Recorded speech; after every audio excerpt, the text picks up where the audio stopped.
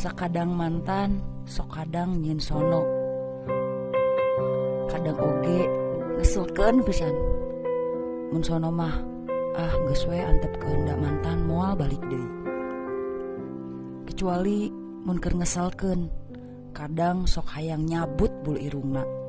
Soalna sok rada ngagupayan geuning mun keanginan.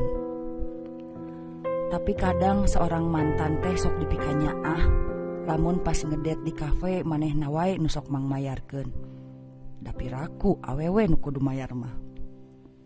Walau sakapeung sok culang-cileung nempokeun awewe nu rada badag. Saketika panangan abi hayang pisan ngahapuk make bekong cing teh. Tapi hatur nuhun mantan, maneh ngajarkeun abdi rada waspada ka lalaki teu cager siga si eta.